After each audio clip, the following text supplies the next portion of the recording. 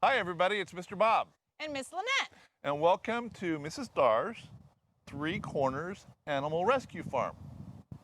We're going to spend some time with Miss Dar and her beautiful little goat, Chloe, and we're going to learn all about her farm. So thank you, Miss Dar, for having us.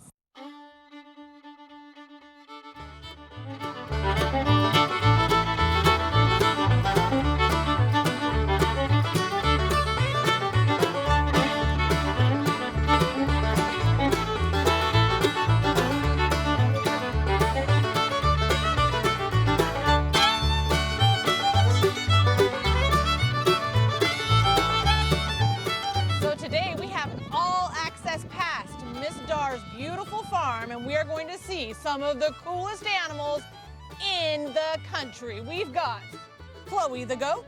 We also have Willow the horse, Chewbacca the mini pony. He's amazing, let me tell you. We also have a wide variety of chickens, turkeys, rabbits, you name it, we've got it. Okay, so why do we go on a field trip? Why a virtual field trip with Chloe, Clover the goat, and Mrs. Dar's Animal Rescue Ranch? Well, Mrs. Dossett was asked this question, and she said it's because field trips give you a personal experience. It's like you're there. Now, she said that if she could, she'd take you to the Smithsonian and all the other museums in Washington, D.C. and the Washington Monument, but that's kind of expensive. This is free, but it's also a lot of fun. And we'll show you some things that perhaps you didn't know. Like, where do eggs come from? And how do you actually help treat and feed the animals? All the things that part of a farm and part of a rescue farm we're going to talk to you about through the next couple of minutes or so. So, this is Mr. Bob saying, have fun and enjoy the field trip. Now, no farm would be complete without some chickens and a turkey, and Three Corners Farm has a lot. Chickens come in all kinds of types and colors and sizes. They give us eggs and even chicken dinners, but they also help out on the farm by controlling bugs. And I told you we would find out where eggs come from. This is Alice, like Alice in Wonderland, and she's busy laying an egg for us. She is a, I can't remember the name. She lays green eggs. Have you ever seen green eggs? Look, I found one. Oh. Cool. It does sound like a Mr. Seuss, but Alice is really friendly, and she has a sister named Agatha who's in the coop right now. But if I pick her up and show you how friendly she is, you can see that chickens have claws like T-Rex dinosaurs. Isn't that cool? Chickens don't necessarily come out of the eggs very friendly. They have to be trained that way. So the young ones are kept separate. Yes, in order to keep them friendly, we take them to different places around the farm.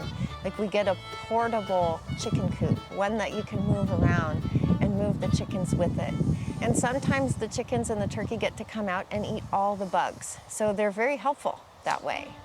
Do you want to pet her, Miss Lynette? I do. Hi.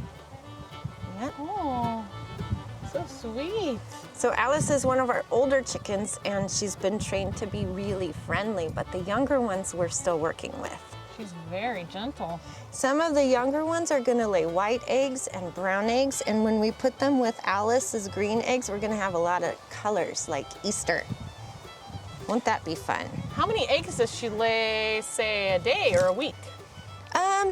This kind of chicken doesn't lay as much. Probably about 2 a day right now. That's a lot, actually. Yeah. I would think. Okay, we're going to close this up and let you finish your work. Bye-bye, Alice. Now, Alice isn't the only chicken that lays eggs. So does Agatha. Some eggs hatch baby chickens that grow into big chickens, who have to stay away from the turkey who might hurt them until they get bigger. The chickens are definitely our pets, and we love them because they give us eggs, and we will just keep them until they're old and no longer with us. But the turkey is probably going to be a part of our Thanksgiving dinner.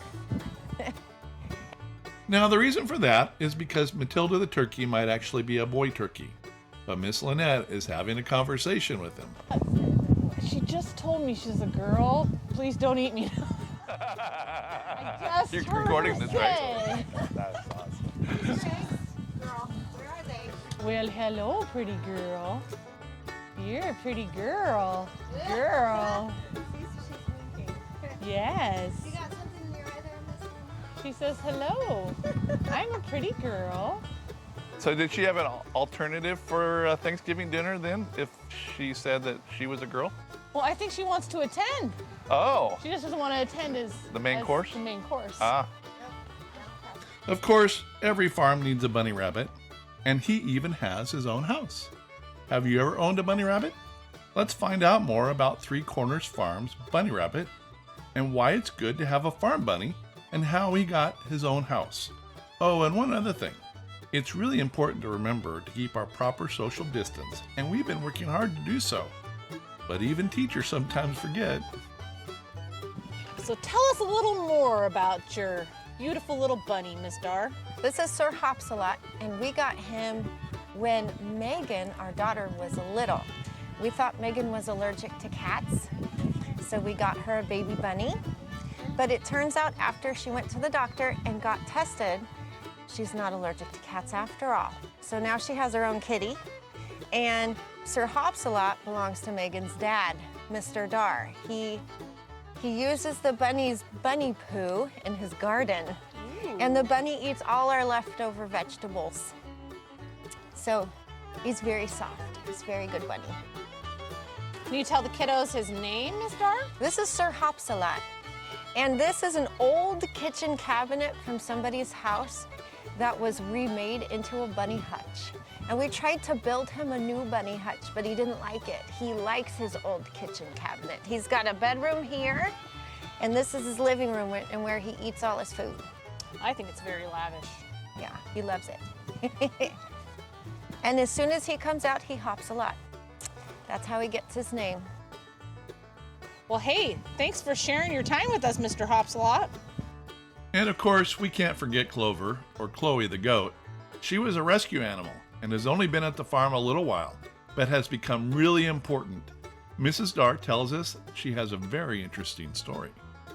So we got Clover last November, I believe. Our horse was lonely, and a friend of mine that I went to high school with reached out to me online because her family had a goat that had lost her brother, and the goat was super lonely, and all she did was cry.